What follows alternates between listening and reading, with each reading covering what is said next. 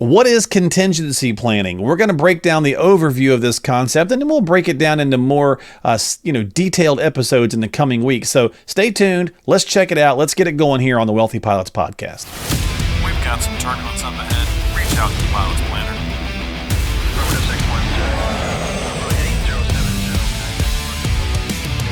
Hey, everybody, welcome into the podcast. Thanks for hanging out with Scott Osborn and myself. He is the Pilot's Planner at thepilotsplanner.com is where you can find him online, thepilotsplanner.com. And of course, my friend, what is happening? How you doing? You doing all right? I like the white too. I still think I like the black the best though. Well, we've talked about it before. It's slimming. And, yes. I'll wear that one next time. But it's, no, man, good to go. Great week so far. Well, that's good. It's always good to hear. So what is contingency planning? People are probably like, what is that, right? Contingency planning is, it's something that most businesses do, most people do in some form or fashion. Okay. Other people call it risk management or whatever the case is. But for me, I call it contingency planning, probably from my military background, where it's like, hey, we know not everything's going to go right. Things are going to go wrong. When they go wrong, let's think of the most common and probable scenarios, and then let's think of maybe a couple worst case scenarios. Okay, fair. And let's pre-plan our response to those. Yeah. So I'm an infantry officer, retired now. But when we would do operations overseas, let's say you would say, what is the most likely course of action by the enemy? What is the most dangerous course of action by the enemy? And you would just think through those with the intelligence that you have and do the plans and brief the team on it and rehearse it. Now, most likely those things aren't going to happen. But just that process of contingency planning, it instills a higher sense of confidence, a higher sense of readiness in the team. Now, it applies here in this financial planning world as well, because things go wrong. And pilots contingency plan like crazy, because stuff goes wrong all the time. It might be little, and thankfully, most of the time, hopefully, we're not dealing with enemies of the United States here in the U.S. We know we had it, about 23 years ago, but haven't had it in a while. But if things go wrong, our pilot folks have many contingency plans, right? Hey, they got checklists built for all these things if they go wrong. And it's to take the human error out of it, to take the emotion out of it, and to give you that confidence that you know how to do your job under duress in a stressful situation. Let me drill that down a little bit, because I like this point that you made. And often if the pilots and the team are doing their job right, and something goes wrong, and they've got contingency plans, to your point, us back in the in the cattle car there, we don't really know, right? We don't really feel it, or we don't really experience it. And that's the point. You want to not have that happen. So when you're working with a financial professional who's helping you plan out your strategy and your future, you're more acutely aware of your finance, obviously, than when you're just flying in a plane. But ideally, I think that same strategy kind of plays into it. If you guys are doing your job right and you've planned well, even with some contingencies, you're not going to feel it in your retirement portfolio, at least hopefully not much, right? That's the idea. Absolutely. And doing that inside of the portfolio and trying to think through different scenarios around the economy and the market. In our world, we call that stress testing the plan, right? Like, okay, if inflation is double what we think it's going to be, if the market's flat for a decade, like a 2000 to 2009,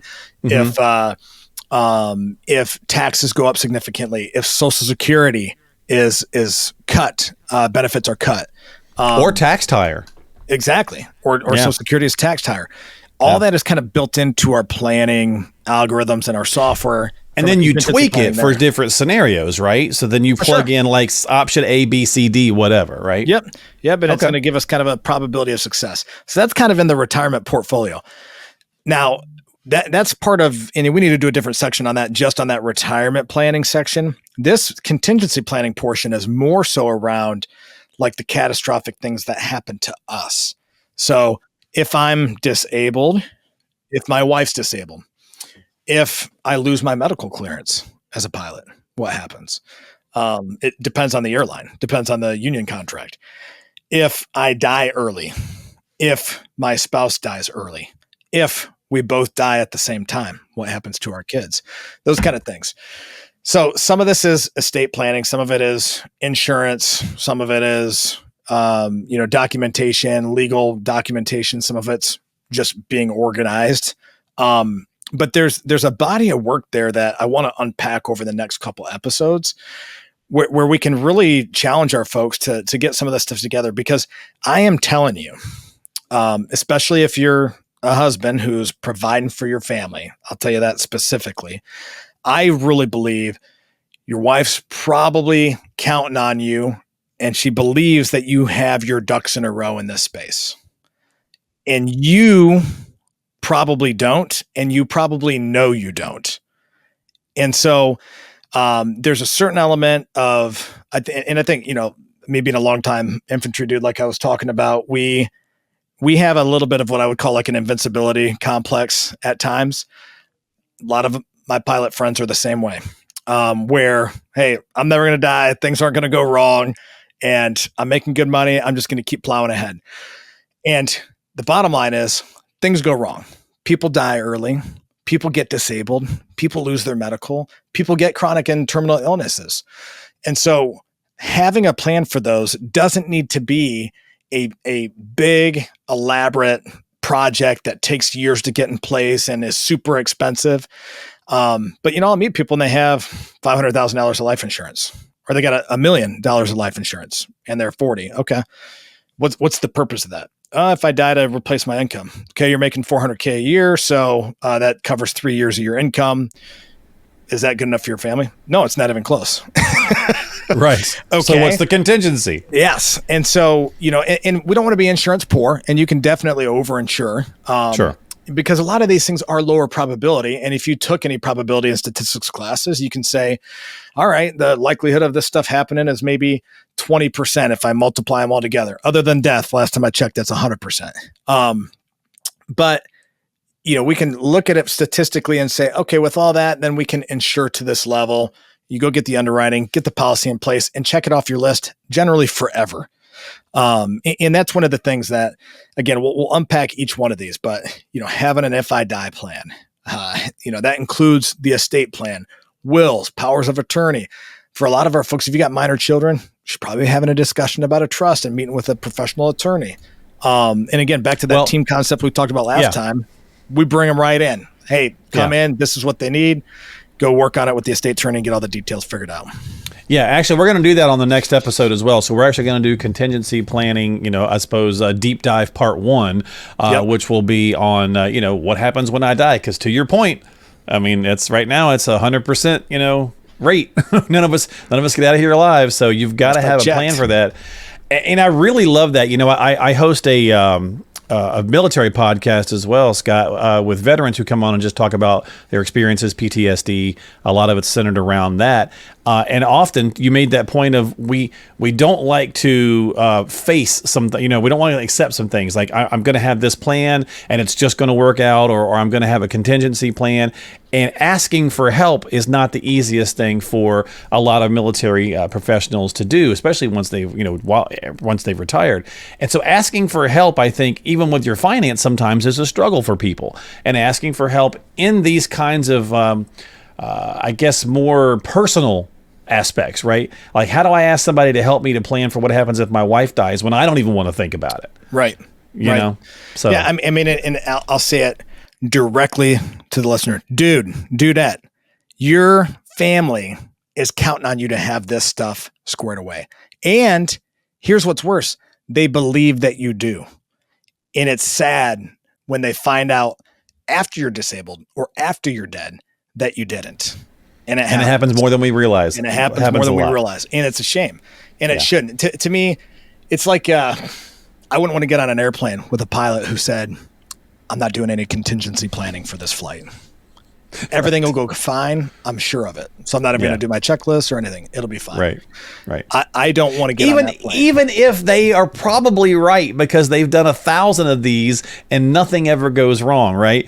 The one time that you don't plan, it will go wrong. And that's why they do the checklist. That's why they do it, right? I got a teen driver and I just got done telling her you can cheat death 1,000 times and beat it. Death only has to win once. And, Exactly. it's like that with a lot of these kind of things that we're planning for. Yeah. And so again, I don't want to be doom and gloom, but to me, it's about, important. I view it from like a professionalism standpoint. Like, hey, it's unprofessional to be in your 50s without an estate plan for your family. I mean, it's been on the list for 20 years, I'm sure, or I had it and I got remarried since then. I got another kid since then. I never updated it.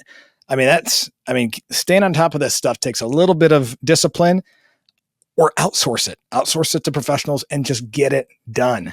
I mean, I pay somebody to cut my grass. I'm not ashamed of it. I love having someone else cut the grass. I don't have to have the mower, maintain it, tie up my golfing time with mower time. I mean, I love that I can afford to outsource somebody cutting my little 1 acre of grass, but if I wasn't tending to that, and the grass is growing up and the weeds are growing up, man, Andrew would be all over me, rightfully so. But we got a lot of that growing up, a lot of that grass and weeds growing up in our contingency plans, but you can't see it. So I'll just deal with it later. Yeah, exactly. Well said. I love it. So we'll go ahead and get out of here this week. We'll come back with our next episode and we'll take a little bit of a deeper dive into contingency plans.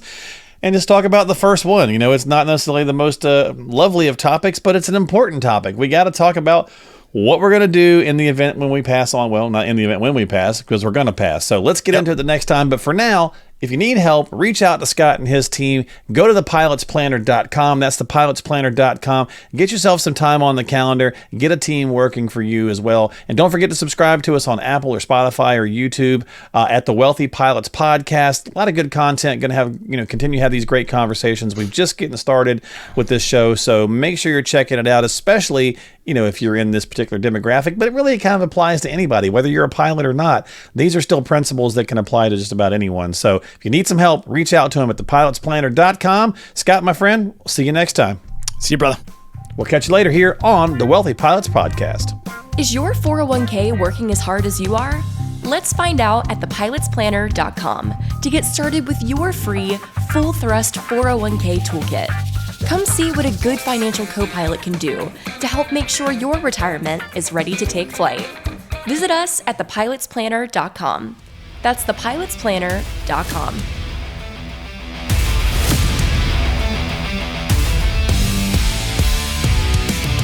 Information is for illustrative purposes only and does not constitute tax, investment, or legal advice. Always consult with a qualified investment, legal, or tax professional before taking any action.